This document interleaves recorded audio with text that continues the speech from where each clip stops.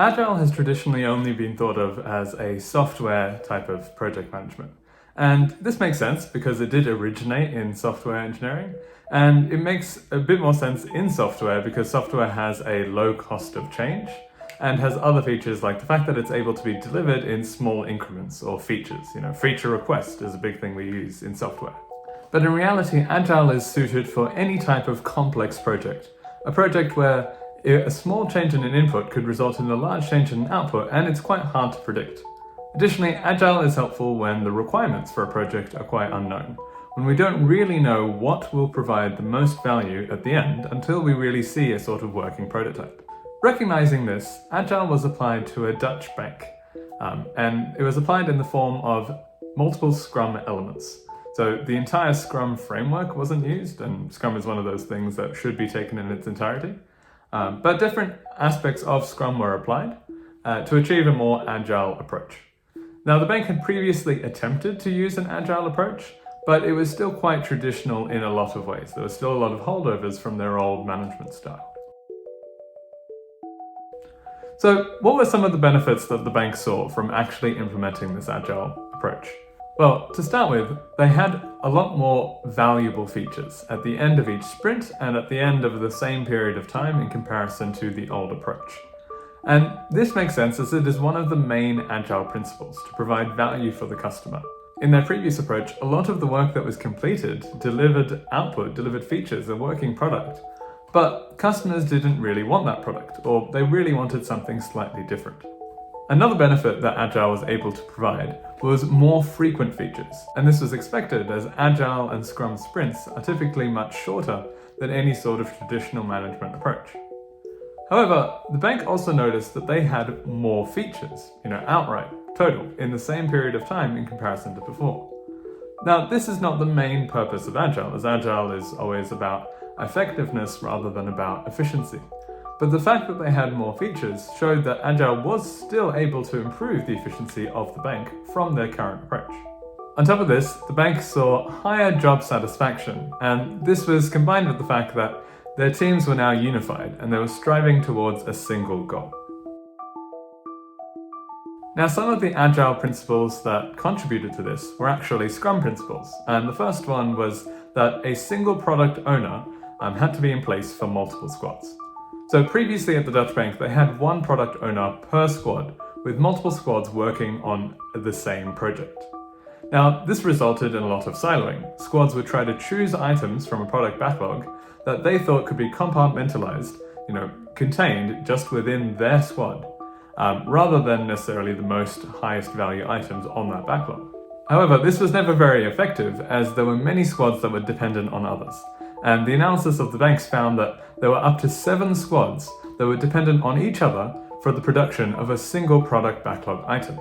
Given this, a change to a single product owner over these multiple squads that originally had to work together to produce one item helped ensure that teams worked on the highest value products in that backlog. It also allowed all of the squads to work from the same backlog, as previously they had splintered or created different branches for it themselves. And it also gave all of the squads a shared sense of purpose and connection to their customers. It was previously much more difficult for the squad members to realize, how is the thing I'm working on actually valuable to customers? Now, the second principle that was applied was that of self-managed multifunctional teams. Now, previously teams were ostensibly multifunctional, but members of a single function, for example, IT, would still report to their function chapter lead. So they'd still report to an IT chapter lead within the company. Now, this didn't encourage members to broaden their skills. This focused them on, I'm the IT person, I only do IT, I don't want to learn anything else. So when applying an agile approach, the Dutch bank decided to remove these IT and business chapter leads from the teams.